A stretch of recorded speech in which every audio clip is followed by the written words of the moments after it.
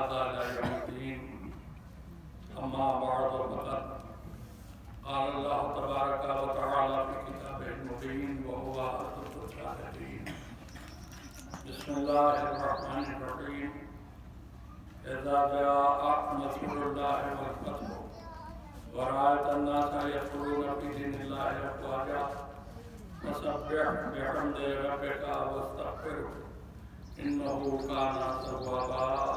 اللهم صل على محمد وعلى محمد.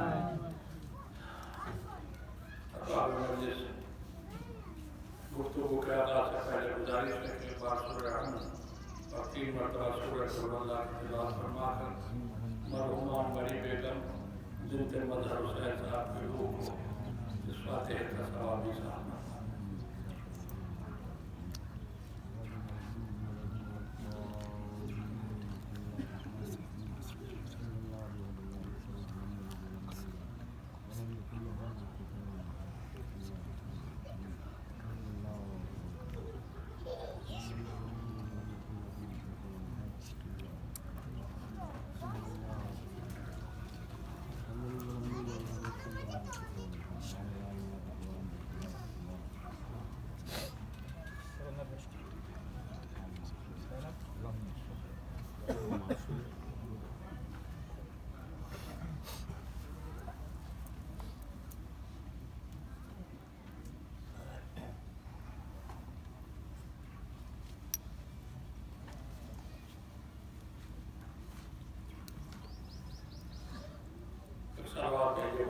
اللهم صل على محمد وعلى محمد.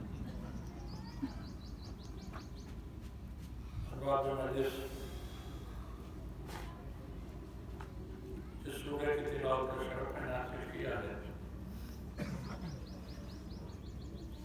سورہ نصر کے نام سے اسے جانا جاتا ہے.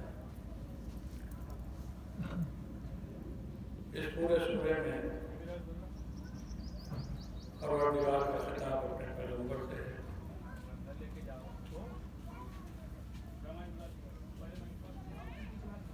اور اللہ اپنے نبی سے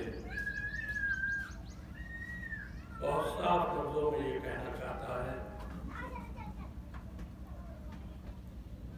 کہ تبلیغ کی راہوں میں آپ نے جتنی بھی کامیابی حاصل کی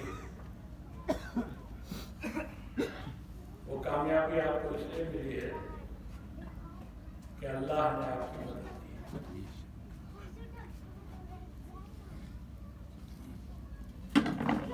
لوگ فوج کے فوج اسلام میں داخل ہوئے. کثرت کے ساتھ لوگوں نے کلمہ پڑھا. بے حساب لوگ صاحب ایمان بنے. یہ سب ممکن نہ ہوتا اگر ہم آپ کی مدد نہ کریں. تو چونکہ آپ کامیاب ہوئے ہیں ہماری مدد کی وجہ سے، اس لیے بطور شکریہ آپ کا لازم ہے کہ آپ اپنے پروردگار کی تسبیح پڑھیے، اس کی حمد کیجیے اور استغفار کیجیے. دیکھیں آج اسی لفظ استغفار کے سلسلے سے گفتگو کروں گا. بہت ہی خشک موضوع ہے، لیکن جو لوگ میری مجلسیں سنتے رہتے ہیں انہیں معلوم ہے کہ میں خشکی میں بھی ترین ڈھونڈنے کی کوشش کرتا ہوں. مجھے خود تو یاد نہیں، لیکن مجھے راستے میں بتایا گیا کہ آپ یہاں سے پہلے بھی آ چکے ہیں. تو اگر میں اس سے پہلے آ چکا ہوں تو آپ لوگوں کو معلوم ہے کہ میں کیا پڑھتا ہوں، کیسا پڑھتا ہوں. تو بہرحال جیسے پڑھتا ہوں ویسے ہی پڑھوں گا. موضوع خشک بھی ہوگا تو بھی خشک رہنے نہ پائے گا، مگر شرط یہ ہے کہ آپ کا دھیان روٹیوں کی طرف کر رہے ہیں.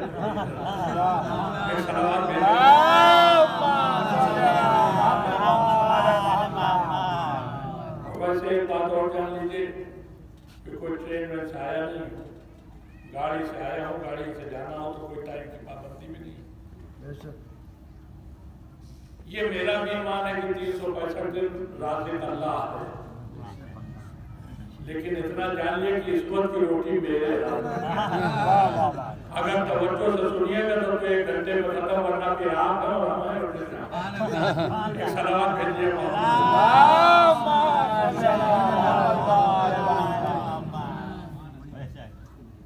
یہ لفظ استغفار جو ہے میں نے عنوان اس لیے بنایا ہے اسے کہ 99% لوگوں کے ذہن میں غلط فہمی گھر بنا کے بیٹھی ہوئی ہے کہ استغفار کے معنی گناہوں سے توبہ، اور اسی غلط فہمی کا شکار بہت سے علماء بھی ہوئے ہیں عالم اسلام کے، جس کی بنیاد پر انہوں نے کہہ دیا کہ چونکہ استغفار ہوتا ہے گناہوں سے توبہ کے لیے، اور اللہ نے اپنے پیغمبر سے مطالبہ کیا ہے کہ آپ استغفار کیجئے، اس کا مطلب توبہ توبہ خاکم بدہن، نبی سے بھی کوئی گناہ ہوا تھا جبھی تو اللہ نے ان سے کہا کہ آپ استغفار کیجئے۔ تو یہ نبی پر جو گناہ کا الزام لگا ہے، میں اسی کو دھونے کے لیے لفظ استغفار پر گفتگو کر رہا ہوں۔ میں بات پھر چل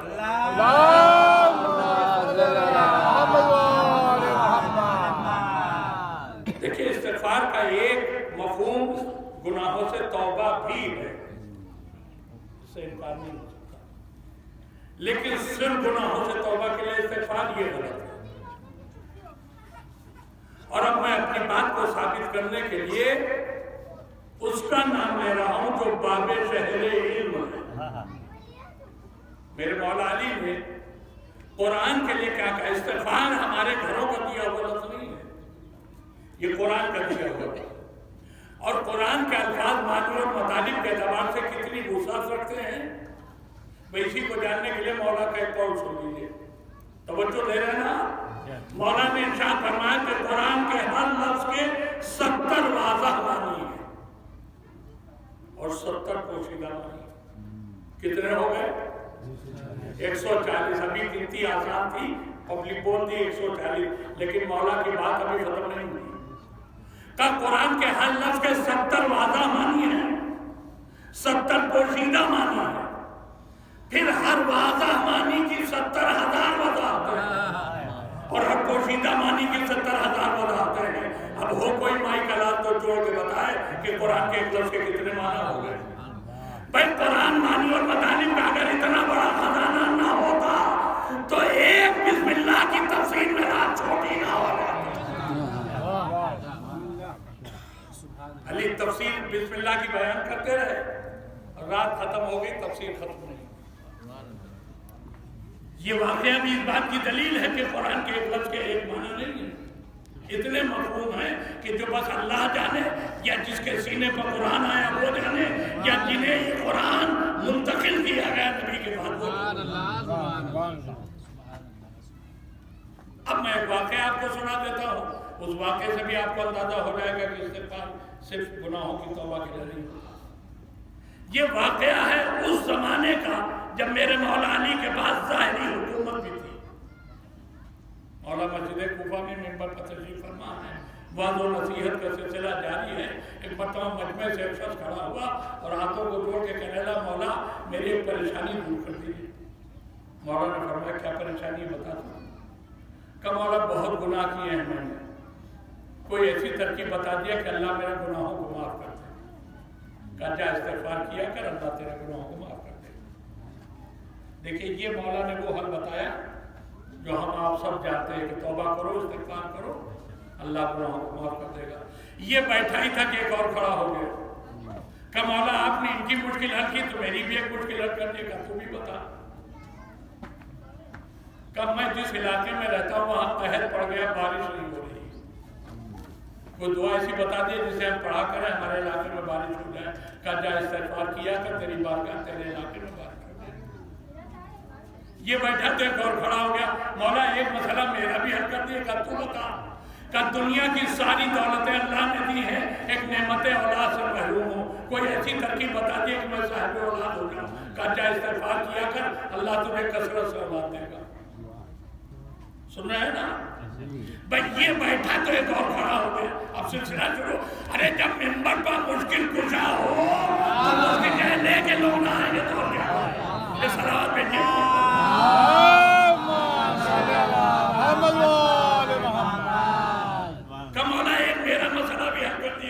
تم بھی بتاؤ۔ کہ ہم نے ایک باغ لگایا تھا، سوچا تھا کہ اس سے جو آمدنی ہوگی اسی سے اپنے بال بچوں کو دلا دوں۔ اتنا سخت موسم آیا کہ میرا پورا باغ جل گیا۔ اب میرے پاس کوئی سورس آف انکم ہی نہیں رہی ہے، مولا بتائیں میں کیا کروں؟ کہ تیرے پاس ایک ہی باغ تو تھا؟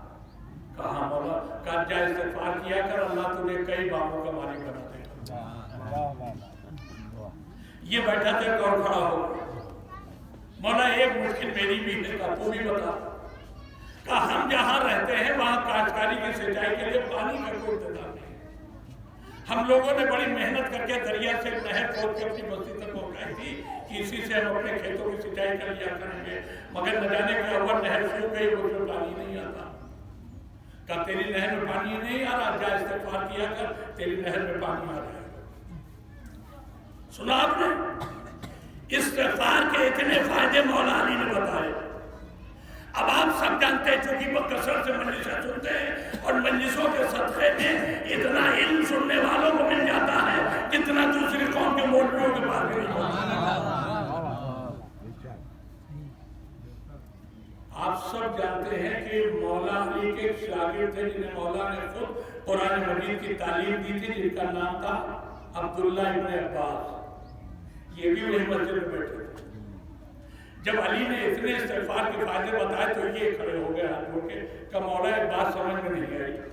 کہا کیا تمہاری سمجھ میں کیا نہیں ہے؟ کہا اتنے لوگوں نے اپنے مختلف مسئلے بتائے، آپ نے سب کو ایک ہی حل بتا دیا، جاؤ استغفار کیا کرو۔ تو مولا نے کہا اے عبداللہ ابن عباس، لگتا ہے تم نے قرآن نہیں پڑھا۔ جملے کو غور کیا، یہ علی اس سے کہے جسے خود پڑھایا۔ کہا عبداللہ لگتا ہے تم نے قرآن نہیں پڑھا۔ کہا مولا یہ آپ کہہ رہے ہیں، آپ ہی تو میرے استاد ہیں، آپ ہی نے تو مجھے تعلیم دی، آپ ہی نے تو مجھے قرآن بتایا ہے۔ کہا میں نے پڑھایا تو ہے، لیکن تمہارا سوال نہیں بتا رہا ہے، ہم نے پڑھا دیا، تمہاری سمجھ میں کچھ نہیں ہے۔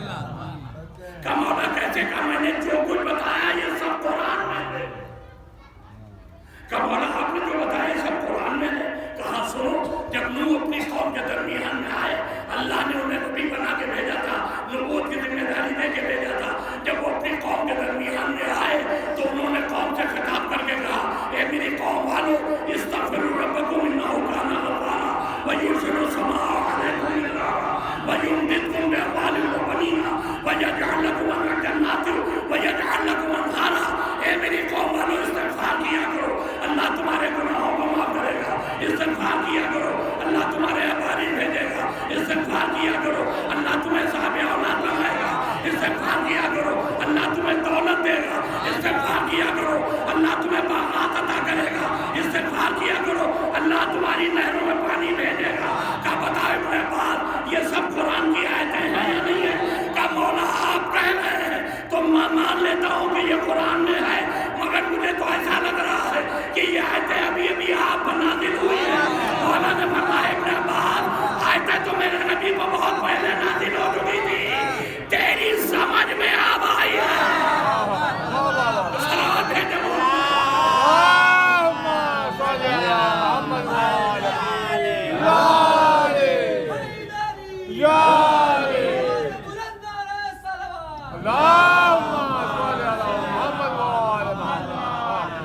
یہ آیتیں تو میرے نبی کو بہت پہلے آ چکی، تمہاری سمجھ میں نہیں آئی تھی۔ اب ایک بات میں کہنا چاہ رہا ہوں آپ سے، اگر آپ توجہ دیں گے تو انشاءاللہ لطف آئے گا آپ کو۔ اگر علی کسی کو پڑھا دے تو اس کے علم میں کوئی کمی ہو سکتی ہے؟ نہیں ہو سکتی۔ علی کسی کو اگر اپنا شاگرد مان لے تو اس کی صلاحیت میں کوئی کمی ہو سکتی؟ نہیں ہو سکتی۔ ابن عباس کو علی نے پڑھایا بھی ہے، ابن عباس کو علی نے اپنا شاگرد بنایا بھی ہے۔ اس کا مطلب نہ ان کے علم میں کوئی کمی، نہ ان کی صلاحیت میں کوئی کمی، لیکن خود علی کہہ رہے ہیں کہ یہ قرآن تمہاری سمجھ میں نہیں آیا۔ کیا سن رہے ہیں آپ؟ خود علی کہہ رہے ہیں یہ قرآن تمہاری سمجھ میں نہیں آیا۔ تو بھائی اب ایک جملہ مجھے کہنے کا حق مل گیا کہ جب ابن عباس جیسے عالم کے، ابن عباس جیسے سمجھدار کے علی کے پڑھانے کے بعد بھی قرآن سمجھ میں نہیں آیا تو یہ قرآن مسلمانوں کے لیے کافی کیسے ہوگا؟ صلوات بھیجیے محمد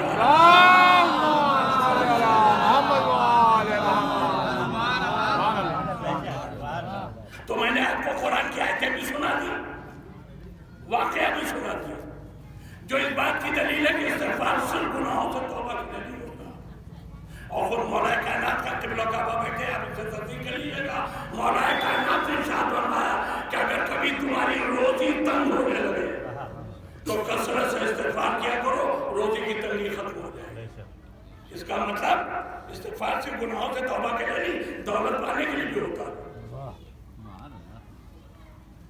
اب میں نے دیکھیں قرآن میں بہت سی جگہوں پر استغفار کے اور بھی فائدے بیان ہوئے ہیں، ظاہر سی بات میں سارے تو بیان نہیں کر سکتا اس کو، لیکن جتنے فائدے میں نے بیان کیے، بارش آتی ہے استغفار سے، اولاد ملتی ہے استغفار سے، دولت ملتی ہے استغفار سے، باغ ملتے ہیں استغفار سے، نہروں میں پانی آتا ہے استغفار سے، میرے نبی سے اللہ کہہ رہا آپ استغفار کیجیے، تو میرے نبی کو کون سا فائدہ چاہیے؟ میرے نبی کو کون سا فائدہ چاہیے جس کے لیے میرا نبی استغفار؟ سب سے پہلا فائدہ جو قرآن نے بیان کیا، استغفار کرو بارش ہوگی، تو کیا میرے نبی کو بارش کرانے کے لیے استغفار کا حکم دیا جاتا ہے؟ اب میں پھر ایک واقعہ سنا رہا ہوں آپ کو۔ میرے نبی کی عمر شریف تھی 3 سال، ایسا 3 سال کا بچہ ہوتا ہے، بچے تھے پیغمبر، مکے میں قحط پڑ گیا، لوگ بتوں کے سامنے جا جا کے ہاتھ جوڑ جوڑ کے دعا مانگ لے، بارش ہو جائے بارش ہو جائے بارش ہو جائے، نہیں ہونا تھی نہیں ہوئی، اللہ بھی اڑ گیا نہیں کروں گا بارش، نہیں ہوئی بارش، جب تھک گئے مکے والے دعا کر کر کے بارش نہیں ہوئی، اب آپ کے کان میری طرف ہونا چاہیے، جب نہیں بھی کسی طرح سے بارش تو یہ کفار آئے جناب ابو طالب کے پاس، کیونکہ میں نے ابھی مرثیے میں دیکھا تھا ابو طالب کے نام پر آپ کو بہت لطف آ رہا تھا، تو میں نے بھی چھیڑ دیا تھا، یہ سب کے سوائے جناب ابو طالب کے پاس، کہنے لے اے ابو طالب، لفظوں کو غور کیجیے گا، اے ابو طالب ہم تو اپنے خدا سے مانگ کے تھک گئے، نہیں ہونا تھی بارش نہیں ہوئی، اب ذرا آپ ہی اپنے خدا سے دعا کر دیجیے، ہم تو اپنے خدا سے مانگ کے تھک گئے ابو طالب، اب آپ ہی ذرا اپنے خدا سے دعا مانگ دیجیے، تو میں اس 21ویں صدی کے مسلمان کہے جانے والے لوگوں سے یہ کہنا چاہتا ہوں، تم سے اچھے تو وہ کافر تھے جو یہ جان رہے تھے ہمارا خدا اور ہے، ابو طالب کا خدا اور ہے، سلامات بھیجیے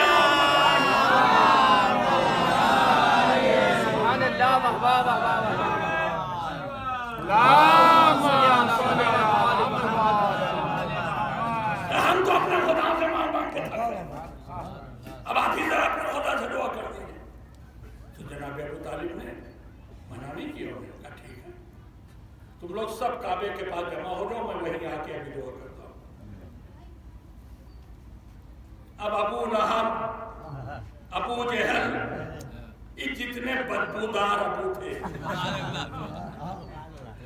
سب کعبے کی طرف گئے، توڑ لیے، جناب ابو طالب خوشبودار ابو اپنے بیت الشرف میں گئے، اور تاریخ کہتی کہ چند لمحوں میں باہر آئے تو آغوش میں نبی کو لیے، 3 سال کے بچے تھے، آغوش میں پیغمبر کو لیے ہوئے، سیدھے آئے کعبے کے پاس، یہاں پہنچ کے کعبے کے پاس پیغمبر کو گوڑ سے اتارا، کعبے کی دیوار سے ملا کے انہیں کھڑا کر دیا، اور اس کے بعد ابو طالب نے ہاتھ اٹھایا، میرے مالک تجھے اپنے اس بندے خاص کا واسطہ، اے میرے مالک تجھے اپنے اس بندے خاص کا واسطہ بھیج دے مکے میں بارش، ابھی دعا پوری نہیں ہونے پائی تھی، بادل اٹھنا شروع ہو گئے، نہیں تو مجھے جو کہنا وہ سنیے، بھائی ابو طالب نے کیا کہا کہ بچے ہیں پیغمبر 3 سال کے بچے، ابو طالب نے کیا کہا میرے مالک تجھے اپنے اس بندے خاص کا واسطہ، ابو طالب کو میں نے آواز دی ہے، ابو طالب اس 3 سال کے بچے میں تمہیں خاص کیا دکھ رہا ہے، کیا تمہیں نہ دکھائی دے ہمیں دکھائی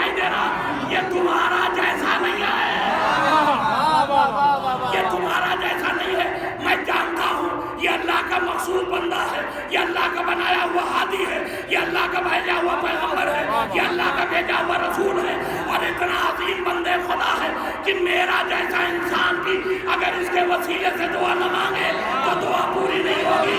ابو طالب نے پیغمبر کو وسیلہ بنا کے دعا مانگ کے یہ بتا دیا ہے دنیا والوں، تمہیں معلوم ہو یا نہ معلوم ہو میں جانتا ہوں یہ نبی ہے۔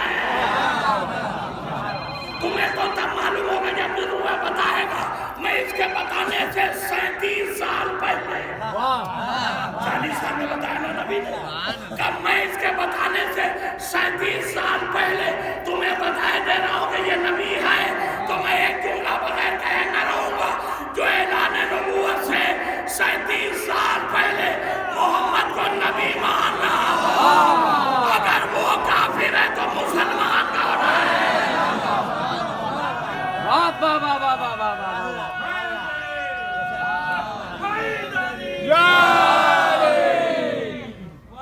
سبحان اللہ، واہ واہ واہ واہ واہ۔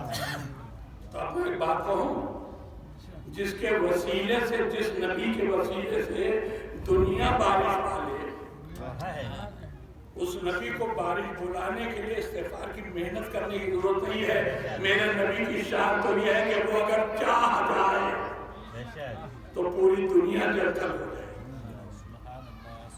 اس کا مطلب میرے نبی کو جو استغفار کرنا ہے وہ پانی کے لیے نہیں۔ تب دوسرا فائدہ جو بارش کا، دوسرا فائدہ جو استغفار کا قرآن نے بتایا، بارش کے بعد کا اس سے تمہیں دولت ملے گی، استغفار کرو تمہیں دولت ملے گی۔ تو کیا میرا نبی جو استغفار کرے گا وہ دولت کے لیے؟ بہت سامنے کی بات ہے، بچہ سمجھ لے گا میں کیا کہہ رہا ہوں۔ جس کے گھر کے بچوں کے ہاتھ میں دھوور ضرور کرائے، اس کو دولت پانے کے لیے استغفار کرنے کی ضرورت نہیں ہے۔ یہ میرا ایمان ہے، یہ میرا یقین ہے، یہ میرا عقیدہ ہے۔ میرا نبی اگر چاہ جائے تو کائنات کا سارا خزانہ الٹ کے اس کے تک پہنچ جائے۔ تو اسے استغفار کرنے کی ضرورت نہیں دولت پانے کی۔ اچھا، اب ایک فائدہ قرآن نے بتایا کہ اس سے کثرت سے اولاد ملتی ہے۔ استغفار کرو کثرت سے اولاد ہوگی۔ تو کیا میرا نبی کثرت سے اولاد کے لیے استغفار کرے گا؟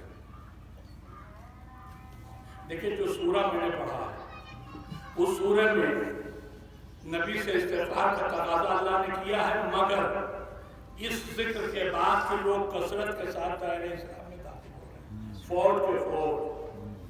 تو ظاہر سی بات، فوج کے فوج اسلام میں لوگ تبلیغ کے آخری زمانے میں داخل ہو رہے تھے، شروع میں نہیں۔ اس کا مطلب یہ سورہ نازل ہوا ہے پیغمبر کی تبلیغ کے آخری دور میں۔ تو جب آخری دور میں نازل ہوا ہے تو استغفار کا مطالبہ بھی آخری دور میں ہے۔ استغفار کا مطالبہ بھی تبلیغ کے آخری دور میں ہے۔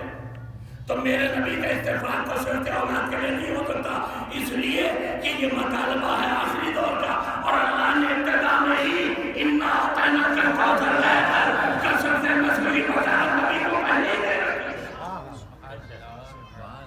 تو جب کثرت نسل کی بشارت پہلے ہی مل چکی ہے تو اب اولاد کی کثرت کے لیے میرا نبی استغفار تھوڑی کرے۔ اچھا مجھے پتا نہیں یہاں کوئی حاجی ہے کہ نہیں؟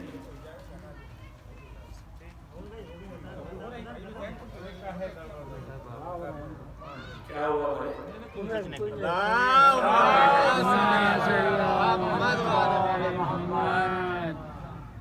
دیکھیں اگر کوئی حاجی یہاں پر بیٹھا ہے، کوئی بات نہیں، اللہ نے اس عمر میں بھی اتنا دم دیا ہے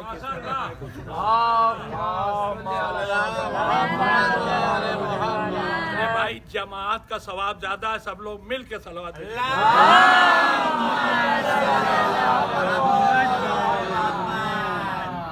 تو اگر مجمع میں کوئی حاجی ہے تو میری گفتگو کی تصدیق کرے گا۔ آپ لوگ اگر حج کے لیے گئے ہوں تو جتنے لوگ جاتے ہیں حج کے لیے، مدینے میں جتنی زیارت گاہیں ہیں ان سب کی زیارت کے لیے گورنمنٹ سعودیہ کی گاڑی دیتی ہے، ایک راہبر دیتی ہے گاڑی، جو زیارت گاہوں پر جا کے اس کی پوری ڈیٹیل بتاتے ہیں۔ ہم کو جب اللہ نے شرف دیا تو ہمیں بھی گورنمنٹ کی طرف سے بس ملی مدینے کی زیارت گاہوں تک جانے کے لیے۔ کچھ آپ سن نہیں رہے لگتا، زیارت گاہوں کی زیارت کے لیے سعودیہ نے بس دیا۔ کیا سمجھا؟ اگر زیارت کرنا بدعت ہوتا تو سعودی کبھی یہ انتظام نہ کرتا، مگر سعودی کی طرف سے انتظام ہونا اس بات کی دلیل ہے کہ وہ حکومت بھی زیارت کو بدعت نہیں مانتی۔ اچھا تو بس ملی ہے، مختلف مقامات کی زیارت کرائی بس والوں اس گاڑی میں۔ ایک مقام ایسا آیا کہ جب ادھر بھی کھجور کے درخت تھے ادھر بھی کھجور کے درخت، بیچ سے روڈ نکلی تھی، اسی روڈ پر ہماری گاڑی چلے تو وہ گائیڈ بولا حاجیوں سنو، جس علاقے سے تم گزر رہے ہو یہ ہے فیضا، اور یہ جو کھجور کے درخت دیکھ رہے ہو یہ ہے باغ فیضا، اور یہ باغ فیضا وہ ہے جو میرے نبی کو یہودیوں سے ملا تھا۔ یہ سب اس میں تھا، یہ میرے نبی کو یہودیوں سے ملا تھا، مگر آج ایک بات جان لو، یہ باغ فیضا جو یہودیوں سے نبی کو ملا تھا، اب جو تم دیکھ رہے ہو یہ اس وقت کے باغ فیضا کا ایک بٹلا تک بھی نہیں ہے۔ اس کا زیادہ تر درخت ختم ہو گئے ہیں، زیادہ تر زمینیں دوسرے استعمال میں آ گئی ہیں۔ اب یہ اس وقت کا جو باغ فیضا تھا اس کا 1/10 بھی نہیں ہے۔ سن رہے ہیں آپ؟ 1/10 بھی نہیں تھا جو ہم دیکھ رہے تھے، مگر اسے دیکھنے میں بس پر بیٹھ کر پیدل نہیں، بس پر بیٹھ کر اس سرے سے آخری سرے تک دیکھنے میں لگا 2.5 گھنٹہ۔ آپ سوچے جو 1/10 بھی نہیں اس کو دیکھنے میں 2.5 گھنٹہ لگا بس پر بیٹھ کے، تو پورا باغ فیضا جو میرے نبی کو ملا تھا وہ کتنا بڑا رہا۔ اور یہ باغ میرے نبی نے دے دیا اپنی بیٹی کو۔ کیا سنا آپ نے؟ اتنا بڑا باغ دے دیا میرے نبی نے اپنی بیٹی فاطمہ کو۔ تو میں کہتا ہوں وہ نبی جو اتنے بڑے بڑے باغ بانٹتا پھرے، وہ بڑا باغ پانے کے لیے استغفار کی ضرورت ہے۔ سبحان اللہ واہ۔ لوگ یہ سمجھتے ہی نہیں، میرا نبی کہا جاتا ہے سرور کائنات، پوری کائنات کا مالک ہے وہ۔ تو جب مالک ہے تو اسے پانے کے لیے محنت کرنے کی کیا ضرورت؟ سب کچھ اسی کا تو ہے۔ ارے سب کچھ اسی کا اگر نہ مانو تو اتنا تو مانو کہ اللہ نے سب پیدا کیا اسی کے راستے میں، یہ نہ ہوتا تو کچھ نہ ہوتا۔ ارے بھائی خود میرے نبی نے ارشاد فرمایا ہے اول ما خلق اللہ نوری، اللہ نے سب سے پہلے میرے نور کو خلق کیا اور اس کے بعد اسی نور کے صدقے میں اس نے پوری کائنات خلق کیا۔ اس کا مطلب میرا نبی نہ ہوتا تو یہ زمین کا خاکی پن نہ ہوتا، یہ آسمان کا نیلو کا مینا نہ ہوتا، یہ شمس و قمر کی خندیلیں نہ ہوتی، یہ ستاروں کے قمقمے نہ ہوتے، یہ ہواؤں میں حرکت نہ ہوتی، یہ پہاڑوں میں بلندی نہ ہوتی، یہ سمندروں میں پانی نہ ہوتا، یہ دریاؤں میں روانی نہ ہوتی، یہ انسانوں کا پتہ نہ ہوتا، ملک وجود نہ ہوتا، جنوں کی خلقت نہ ہوتی، جہنم پیدا ہی نہ ہوتا، آپ بھی نہ ہوتے۔ نہیں میں نے کیا کہا آپ نے غور نہیں کیا، آپ بھی نہ ہوتے، کیوں نہ ہوتے؟ اس لیے کہ جب زمین نہ ہوتی، آسمان نہ ہوتا تو نہ کوئی زمین پر رہنے والا ہوتا، نہ کوئی زمین پر بسنے والا ہوتا، اور جب زمین پر کوئی رہنے اور بسنے والا نہ ہوتا تو پھر عیسیٰ نہ ہوتے۔ سنو میں میرے دوستو، عیسیٰ نہ ہوتے، موسیٰ نہ ہوتے، ابراہیم نہ ہوتے، یعقوب نہ ہوتے، ایوب نہ ہوتے، یونس نہ ہوتے، یوسف نہ ہوتے، نوح نہ ہوتے، آدم نہ ہوتے، اور جب آدم ہی نہ ہوتے تو آدمی کہاں ہوتا؟ ارے بھائی جب آدم نہ ہوتے تو آدم کی اولاد ہی تو آدمی ہے، تو جب آدم ہی نہ ہوتے تو پھر آدمی نہ ہوتا۔ اور بات آ گئی تو سنی لو، آدم نہ ہوتا تو کوئی آدمی نہ ہوتا، اور جب کوئی آدمی نہ ہوتا تو نہ اس دنیا میں کوئی کسی کی ماں ہوتی نہ کوئی کسی کا باپ ہوتا۔ اس کا مطلب یہ ہوا کہ ہماری ماں بھی صدقہ ہے محمد اور آل محمد کا، ہمارا باپ بھی صدقہ ہے محمد اور آل محمد کا، اور یہ ماں باپ جو صدقہ ہے محمد اور آل محمد کا، اسلام کے 73 فرقوں کا متفقہ فیصلہ ہے۔ جو ماں باپ سے محبت نہ کرے وہ جہنمی ہے، جو ماں باپ کے اطاعت نہ کرے وہ جہنمی ہے۔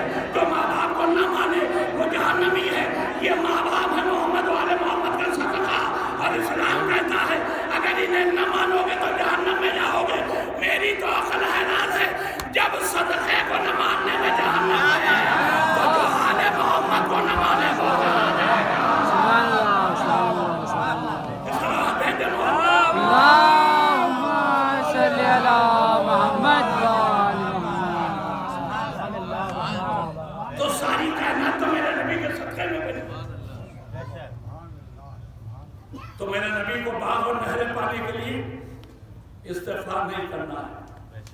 تو پھر سوال اپنی جگہ پر ہے کہ اللہ نے اپنے نبی سے کہا کہ آپ استغفار کیا کیجیے. جب کوئی فائدہ نبی کو چاہیے ہی نہیں تو میرا نبی استغفار کرے کیوں؟ دیکھیں مسئلہ آ کے حلوہ لکھنؤ میں میرے لیے. لکھنؤ میں ایک صاحب ہیں گزیٹڈ آفیسر ہیں میرے جاننے والے ہیں, گورنمنٹ سروینٹ,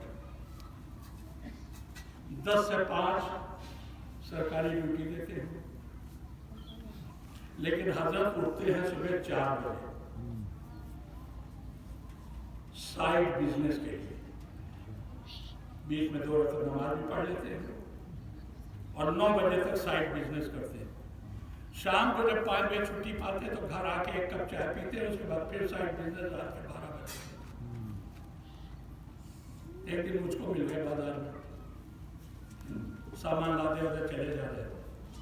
ہم نے کہا بھیا کہاں جا رہے ہو؟ کہہ رہے کہنا صاحب مولانا صاحب سائڈ بزنس کرتا ہوں, آپ جانتے تو ہیں نا, وہی سامان پہنچا رہا ہوں. میں نے کہا یہ بتاؤ تمہیں گورنمنٹ کتنی تنخواہ دیتی؟ کہنے لگے تقریباً 1 لاکھ روپیہ. ہم نے کہا یہ جو سائڈ بزنس کرتے ہو اس میں کتنا کما لیتے ہو؟ کہا وہی تقریباً 1 لاکھ روپیہ. ہم نے کہا کتنے لالچی ہیں آپ, 1 لاکھ روپیہ گورنمنٹ دیتی دل نہیں بڑھتا؟ ہم دونوں ہاتھ سے خرچ کرو تب بھی 1 لاکھ روپیہ تم اپنے اوپر خرچ نہ کر پاؤ گے مہینے بھر میں. کہنا یہ بات تو صحیح ہے.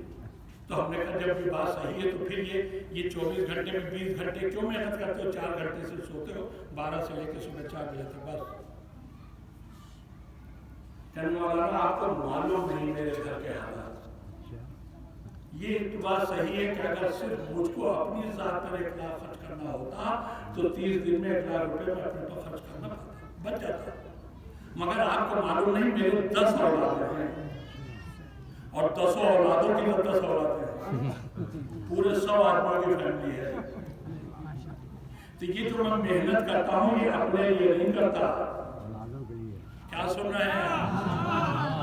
یہ جو میں محنت کرتا ہوں یہ میں اپنے لیے نہیں کرتا. میرے لیے تو وہ 1 لاکھ جو ملتا ہے گورنمنٹ تو وہی بہت تھا.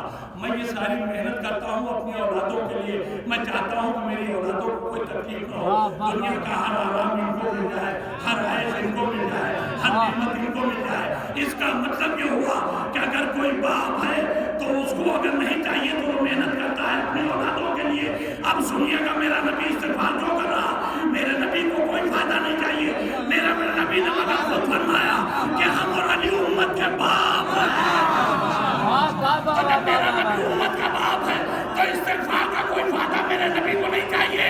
میرا نبی استغفار کرے گا بارش ہمارے یہاں ہوگی, استغفار نبی کرے گا دولت ہم کمائیں گے, استغفار نبی کرے گا ہمارے یہاں ہوگی, استغفار ہم کریں گے, سائڈ بزنس کریں گے ہم.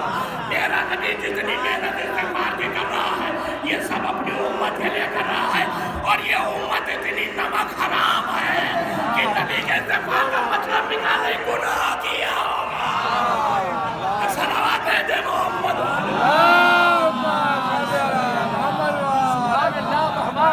صلوات دے دیجئے محمد.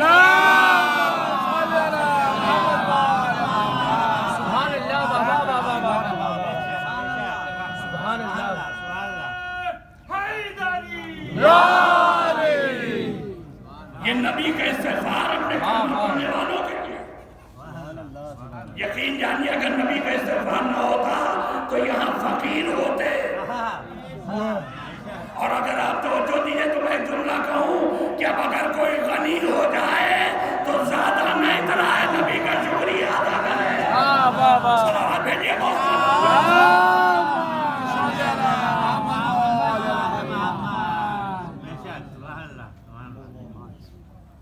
اب نبی کی بات آ گئی تو ایک جملہ اور سنیے, اور وہ جملہ میرا نہیں ہے, قرآن مجید کا جملہ. اللہ اپنے نبی سے ارشاد فرماتا ہے, دیکھیں موضوع سے آتا نہیں, یہ نہ سوچے گا موضوع چھوڑ دیا, استغفار ہی پڑھو. اللہ اپنے نبی سے ارشاد فرماتا ہے اسی قرآن میں, بسم اللہ الرحمن الرحیم, وما کان اللہ لیعذبہم وانت فیہم. اے میرے حبیب جب تک آپ ان دنیا والوں کے بیچ میں ہیں تب تک آپ کے اللہ کا آپ سے یہ وعدہ ہے کہ ان پر اللہ کی طرف سے کوئی عذاب نہیں ہے. یہ اللہ نے وعدہ کیا ہے اپنے نبی سے. نبی کے رہتے دنیا والوں کا کوئی عذاب نہیں آئے. بہت سے نبی کی قوموں کا عذاب آیا ہے کہ نہیں؟ جناب نوح کی قوم کا عذاب آیا کہ نہیں؟ جناب لوط کی قوم کا عذاب آیا کہ نہیں آیا؟ کیوں آیا ان قوموں کا عذاب؟ لوط کی قوم بد کردار تھی، بدعمل تھی. اب وہ جو بدعملی کرتی وہ ممبر کو میں بتا نہیں سکتا. بدعمل قوم تھی، اللہ کا عذاب ہے. سنیے گا وہ کچھ کہنا چاہ رہا ہوں. نوح کی قوم بدعقیدہ تھی، نہ اللہ کو مانتی تھی نہ اللہ کے نبی کو. اس پر آیا تھا ایک بدعقیدہ قوم اللہ نے ایسا بھیجا، ایک بدعمل قوم اللہ نے ایسا بھیجا. کچھ سمجھے آپ؟ اللہ بتانا چاہتا نہ ہمیں بدعقیدگی بدنام ہے نہ بدعملی بدنام ہے. عقیدہ بہترین لے کر آؤ، اعمال بہترین انجام دو.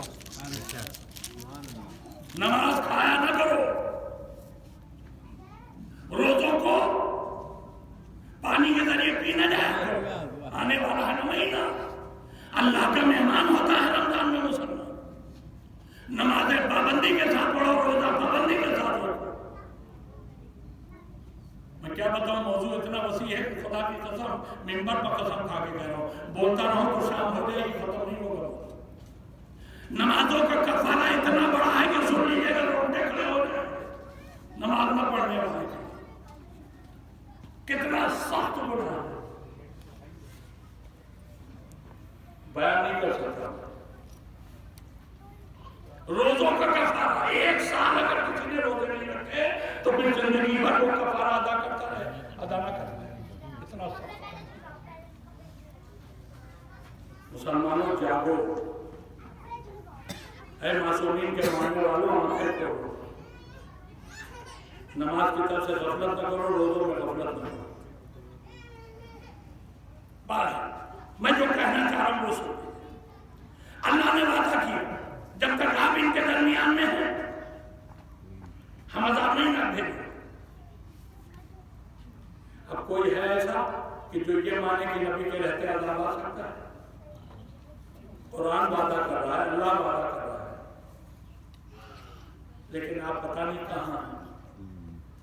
اللہ نے وعدہ کیا کہ جب تک آپ ان کے بیچ میں عذاب نہیں بھیجوں گا، مگر غدیر میں ہاروت. کیا بات ہے، واہ واہ واہ.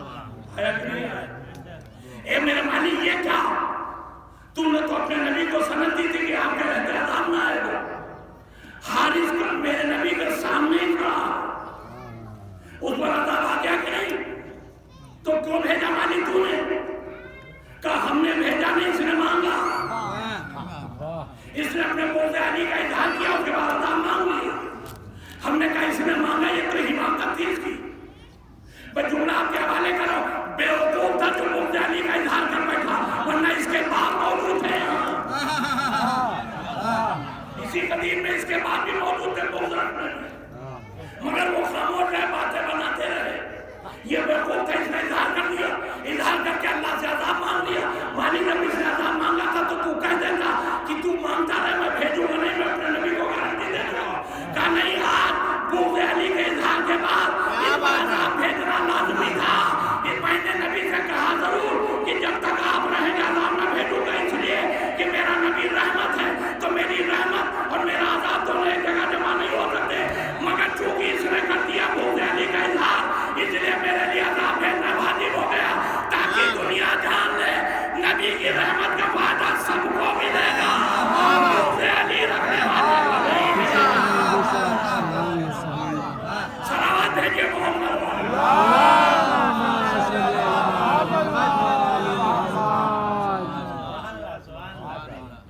اچھا اب یہ بتائیے، اللہ نے اپنے نبی سے وعدہ کیا کہ جب تک آپ ان کے درمیان میں رہیں گے عذاب نہیں بھیجوں گا. تو جب نبی چلا جائے گا تب کیا ہوگا؟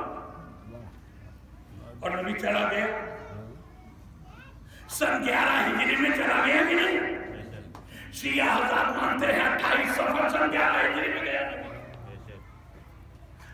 اہل سنت بھائی مانتے ہیں کہ 28 سفر نہیں 12 ربیع الاول کو گیا نبی دنیا سے، مگر سن دونوں کا ایک ہے، 11 ہجری ان کا بھی گیا ہمارا بھی۔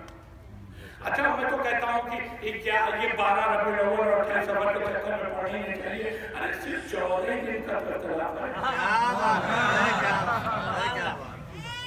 کوئی 14 کا اختلاف ہے، رہنے دی۔ سن 11 میں وہی مانتے ہیں نبی چلا گیا، سن 11 میں ہم بھی مانتے ہیں نبی چلا گیا۔ آج کون سا سن ہے؟ 1400؟ ارے بولیے کچھ تو بولیے، ہم کو نہیں یاد آ رہا، آپ کو بتا دیے کون سا؟ 1444 شروع ہو گیا، ابھی 43 آنے میں ٹائم ہے، 42 چل رہا، لیکن مجھے یاد آ گیا، آپ لوگ کو نہیں یاد آ رہا تھا، میں یاد آ گیا، 1442 چل رہا، محرم شروع ہو گیا۔ تو نبی گیا سن 11 ہجری میں، چل رہا 1442، اس کا مطلب 1431 سال ہو گئے میرے نبی کو گئے ہوئے۔ قرآن کہہ رہا تھا جب تک آپ رہنے عذاب نہ آئے گا، 1431 سال ہو گیا میرے نبی کو گئے ہوئے، اور وہ گناہ جن کی وجہ سے پچھلی قوموں کا عذاب آ چکا، وہ گناہ آج ہو رہے ہیں کہ نہیں؟ بھائی قوم نوح کا عذاب ہے اللہ نبی کو نہ ماننے کی بنیاد پر، تو کیا ساری دنیا اللہ نبی کو مان رہی ہے؟ نہ ماننے والے زیادہ ہیں، انکار کرنے والے کم، انکار کرنے والے زیادہ ہیں، ماننے والے کم۔ مگر اللہ عذاب نہیں بھیجا نوح کی قوم پر، اللہ کو غصہ آ گیا، دے دیا تھا۔ قوم لوط میں جو بدفعلی کر رہی تھی، وہ آج ذرا ہندوستان سے باہر نکالیے، یورپ کے ملکوں میں جائیے، امریکہ جائیے، برطانیہ جائیے، کثرت کے ساتھ اس گناہ میں وہ لوگ ملیں گے۔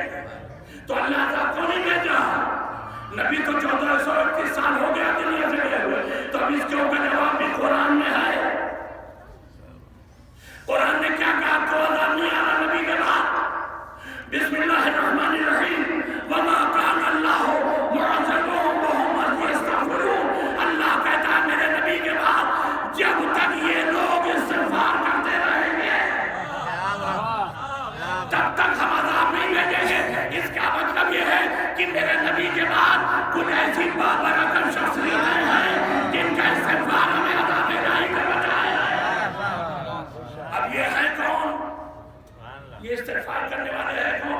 گفتگو ختم کے قریب آ رہی ہے۔ یہ استغفار کرنے والے ہیں کون جن کی وجہ سے عذاب نہیں آ رہا؟ بھائی میں نے ایک مجلس میں ایسی سوال کر دیا کہ کون ہے یہ استغفار کرنے والا جس کی وجہ سے عذاب نہیں آ رہا؟ ایک بچہ کھڑا ہو گیا، جناب آپ کو نہیں معلوم، وہ ہمارے ابا۔ ہم نے کہا کیسے؟ کہا روزانہ 5000 مرتبہ استغفار کرتے ہیں۔ ہم نے کہا اچھا بیٹا بیٹھ جاؤ، ہم نے جان لیا تمہارے ابا کی وجہ سے عذاب رکا ہوا، مگر وہ بیٹھے ہی تھا کہ دوسرا کھڑا ہو گیا۔ کہا جناب اگر کسی کے ابا کا استغفار پوری دنیا کو عذاب سے بچا سکتا ہے تو وہ ان کے ابا نہیں، ہمارے ابا۔ ہم نے کہا وہ کیسے؟ کہنے لگے ان کے ابا تو روز 5000 مرتبہ استغفار کرتے ہیں، ہمارے ابا روزانہ 10,000 مرتبہ۔ تو بھائی کوئی 10,000 مرتبہ استغفار کرے یا 10 لاکھ مرتبہ؟ قرآن کہتا ہے کہ کسی کا عمل کسی دوسرے کو نہ فائدہ پہنچاتا ہے نہ نقصان پہنچاتا ہے۔ آئے سنو، بسم اللہ الرحمن الرحیم، وَلَا تَزِرُ وَازِرَةٌ وِزْرَ أُخْرَىٰ۔ قیامت کے روز کوئی کسی کا بوجھ نہیں اٹھائے گا، یہ ہے ترجمہ۔ مگر ہمارے علماء نے اس کی وضاحت کی کہ قیامت کے روز اگر کسی کے نامہ اعمال میں نیکی ہے تو اس نیکی کا ثواب اس کو ملے گا، دوسرے کو نہیں۔ اگر کسی کے نامہ اعمال میں کوئی برائی ہے تو اس برائی کی سزا اسی کو ملے گی، دوسرے کو نہیں۔ یعنی جس کا عمل ہے فائدہ یا نقصان اس کو ہے۔ تو کوئی 10 لاکھ مرتبہ استغفار کر لے، جتنا فائدہ ہے اسی کو ملے گا، دوسرے کو نہیں ملے گا۔ مگر خود قرآن ہی کہہ رہا جب تک یہ لوگ استغفار کرتے رہیں گے اس کائنات پر عذاب نہیں آئے گا۔ اس کا مطلب یہ ہے کہ اس دنیا میں اللہ کے دو طرح کے بندے ہیں، ایک عام جنتا ہے اور ایک VIP ہیں۔ عام جنتا عمل کرے فائدہ نقصان اس کا ہے، لیکن VIP ایسے ہیں کہ جن کے عمل کا اثر پوری کائنات پر ہوتا ہے۔ یہ اللہ کے VIP بندے عمل یہ کرتے ہیں، اثر کائنات پہ ہوتا ہے۔ تو بھائی یہ اس کا مطلب یہ ہوا کہ یہ VIPs کائنات سے اتنے جڑے ہوئے ہیں کہ عمل ان کا ہوتا ہے، اثر کائنات پہ ہوتا ہے۔ اب ہم نے ڈھونڈنا شروع کیا یہ کائنات سے جڑے کون لوگ ہیں؟ کیا بات ہے؟ تو اب ہمیں دو نام ملے، ایک سرور کائنات، ایک مولا کائنات۔ سرور کائنات یعنی رسول اللہ۔ مگر دوسرا مولا کائنات جو اس کا مطلب میں نہیں بتاؤں گا، آپ بتائیں گے۔ مولا کائنات یعنی یہ تو آپ کے خون کی طہارت بول رہی ہے۔ دیکھیں علی کا نام اسی کی زبان پہ آتا ہے جس کی ماں نیک و باپ ایک ہو۔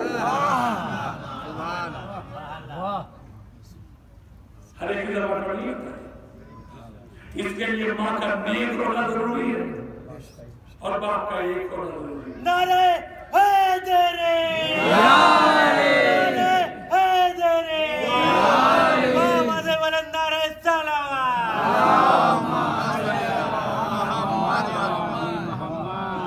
یہ مولا کائنات سنتے ہی ہمارے پردہ ذہن پر علی کا نام اس لیے آتا ہے کہ رسول اللہ کے بعد لفظ مولا سب سے پہلے علی ہی کے لیے ضروری ہے۔ خطبہ غریب یاد ہے نا؟ اللہ مولانا، رسول نے کیا کہا؟ اللہ مولانا، اللہ میرا مولا، وانا مولا المؤمنین، میں مومنوں کا مولا، ومن کنت مولا فہذا علی مولا، جس چیز کا میں مولا اس کا علی مولا ہے۔ تو چونکہ نبی کے بعد ہم نے سب سے پہلے لفظ مولا علی کے نام کے ساتھ سنا، اس لیے مولا کائنات سنا ہم نے فوراً پردہ ذہن پر ہمارے نام ابھر آیا مولا علی کا۔ لیکن اگر آپ میری بات مانیں تو میں ایک جملہ کہوں گا، ہمارا ہر امام، ہمارا ہر معصوم اپنے زمانے کا مولا کائنات ہے۔ ہمارا ہر معصوم اپنے زمانے کا مولا کائنات ہے۔ یہ عذاب جو نہیں آ رہا ہے رسول اللہ کے بعد، یہ مولا کائنات کے نہ ہونے کی وجہ، مولا کائنات کی وجہ سے۔ تو مولا کائنات ہمارا ہر امام ہے۔ علی اپنے زمانے کے مولا کائنات، حسن اپنے زمانے کے مولا کائنات، حسین اپنے زمانے کے مولا کائنات، سجاد اپنے زمانے کے مولا کائنات، باقر اپنے زمانے کے مولا کائنات، جعفر صادق اپنے زمانے کے مولا کائنات، موسیٰ کاظم اپنے زمانے کے مولا کائنات، علی رضا اپنے زمانے کے مولا کائنات، محمد تقی اپنے زمانے کے مولا کائنات، علی النقی اپنے زمانے کے مولا کائنات، حسن عسکری اپنے زمانے کے مولا کائنات۔ مگر میرے دوستو، حسن عسکری کے بعد اب ہمیں کوئی مولا کائنات نظر نہیں آتا، مگر قرآن نے کہا کہ عذاب رسول کے بعد نہ آئے گا مولا کائنات کے استغفار کی وجہ سے۔ تو ماننا پڑے گا، دکھائی دے یا نہ دے، آج بھی کوئی مولا کائنات ہے، استغفار وہ کر رہا ہے، عذاب سے ہم بچے ہوئے۔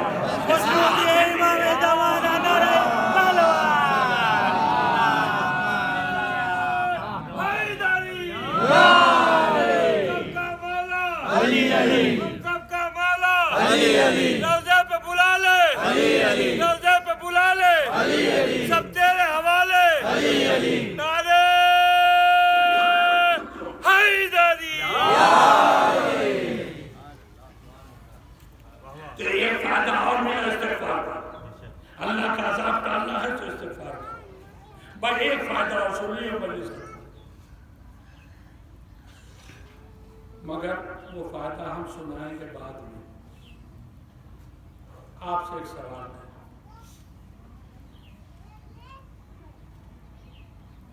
سلیمان کو جانتے ہیں؟ اچھا ایسے نہیں، جناب سلیمان کو جانتے ہیں؟ کون سلیمان کو جانتے ہیں؟ دیکھیں یہ ہم نے جو کون سوال کیا، یہ نہ سوچے گا کہ میں پاگل ہو گیا، یہ سوال میری مجبوری ہے۔ ایک جگہ ہم نے سوال کر دیا مطلب سے کہ سلیمان کو جانتے ہیں، یقین نہیں اتنا بڑا بچہ کھڑا ہو گیا۔ کہنے لگا جناب یہاں کوئی ایسا نہیں جو سلیمان کو نہ جانتا ہو، اس لیے کہ ہمارے گاؤں میں چاہے کسی کے گھر میں مرنے کا کھانا پکے چاہے شادی کا، سلیمان کے علاوہ وہ کسی سے نہیں پکواتا۔ تو ہم کو سوچنا پڑتا ہے کہ بھائی ہم جب پوچھ لیں کہیں ایسا تو نہیں یہاں بھی کوئی سلیمان باؤ تھی. ہم سلیمان پیغمبر کی بات کر رہے ہیں جنہیں اللہ نے ایسی سلطنت دی جیسی کسی اور کو نہ ان سے پہلے ملی نہ ان کے بعد آج تک ملی ہے نہ قیامت تک ملی ہے.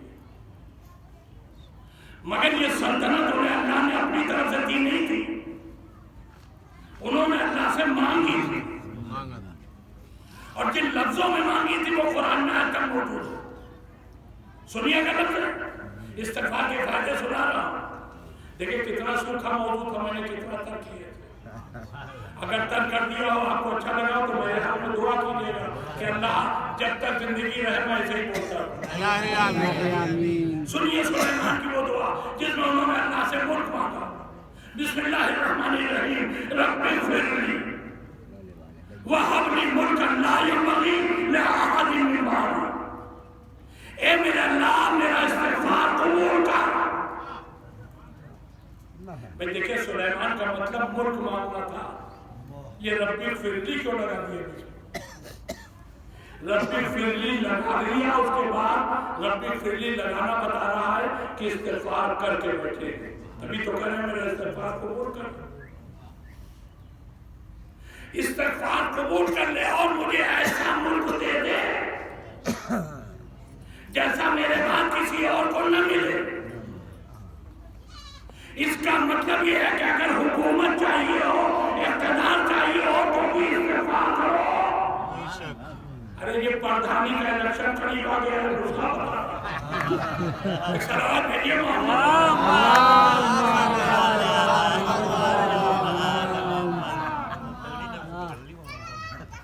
رب اغفر لی, مالک میرا استغفار قبول کر, وہب لی ملکا, مجھے ملک دے دے.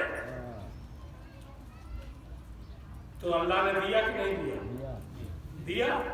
مگر جب سلیمان نے کہا تھا مجھے ملک دے, مگر جب اللہ نے دیا تو دینے کے بعد تو کہا اللہ نے اس میں لفظ بدل دیا. اللہ نے یہ نہیں کہا کہ ہم نے ملک دیا, دیا نہیں کہا, اس نے کہا ہذا عطاؤنا, یہ ملک میری عطا ہے. سلیمان نے کہا تھا دے, آخری جملہ اور اپنے نوجوانوں کے لیے خصوصیت کے ساتھ. سلیمان نے کہا تھا ملک دے, اللہ نے دیا تو کہا ہذا عطاؤنا, یہ ملک میری عطا ہے. تو یہ اللہ نے لفظ کو بدل دی. سلیمان نے کہا تھا دے, تو اللہ بھی کہتا دے دیا. مگر اللہ نے یہ نہیں کہا کہ ہم نے دیا, کہا ہم نے عطا کیا. یہ لفظ جو اللہ نے بدلی, اس کا مطلب دینا کچھ اور ہوتا ہے, عطا کچھ اور ہوتا ہے. عطا اور دینے میں فرق ہے, میں سمجھاؤں عطا اور دینے میں فرق کیا ہے. دیکھیں جس گھر مجلس ہے یہ فرق اس گھر کا نہیں ہے, یہ کسی نے دیا ہے. جاؤ بچھا کے اپنا کام چلا تو دے دیا, تو کیا یہ واپس نہیں کریں گے؟ نہیں, جو چیز دی جاتی ہے وہ واپس بھی ہو سکتی ہے. لیکن اگر کوئی دیتے ہو تیرے پاس یہ ہم نے تمہیں عطا کر دیا, اب واپس نہیں ہوگی. تو جو چیز دی جائے وہ واپس بھی ہو سکتی ہے. جاگ رہے ہو میرے بھائیوں کی نہیں؟ جو چیز دی جائے وہ واپس بھی ہو سکتی ہے, اور جو چیز عطا کر دی جائے وہ واپس نہیں ہوتی. اللہ نے کہا ہذا عطاؤنا فامنون سے بغیر حساب, یہ ملک ہم نے تمہیں عطا کر دیا, چاہے اپنے پاس رکھو یا کسی کو دے دو, ہم تم سے کوئی حساب نہیں لیں گے. یہ حساب اللہ کیوں نہیں لے گے؟ اس لیے کہ عطا کر دیا. جب عطا کر دیا تو حساب کیسا؟ تو جو چیز عطا ہو جائے وہ بن جاتی ہے ملکیت. جاگو میرے بھائیو, جو چیز دی جائے وہ واپس ہو سکتی ہے, جو چیز عطا کر دی جائے وہ ہو جاتی ہے ملکیت. خیبر میں 39 دن نبی نے علم دیا تھا. خیبر میں 39 دن نبی نے علم دیا تھا, مگر جب 40ویں دن کی بات آئی تو یہ نہیں کہا کہ کر دوں گا, کر لو روتے اللہ رائے تعالیٰ, کر میں علم عطا کروں گا. اب دنیا کل کا انتظار کرے گی علم کسے عطا ہوا.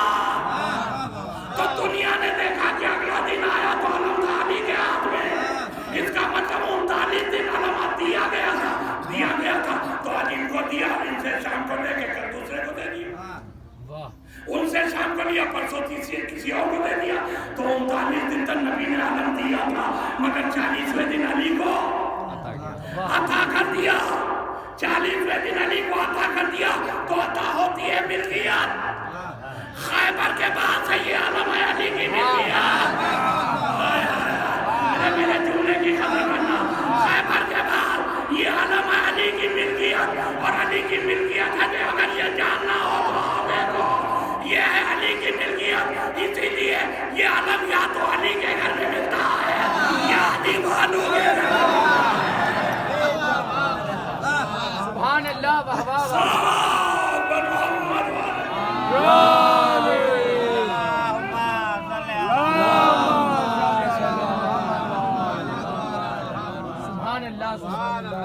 بس میرے دوستو ختم کر دی میں نے ایک گھنٹہ پڑھتا نہیں میں ایک گھنٹے سے زیادہ پڑھتا نہیں ہوں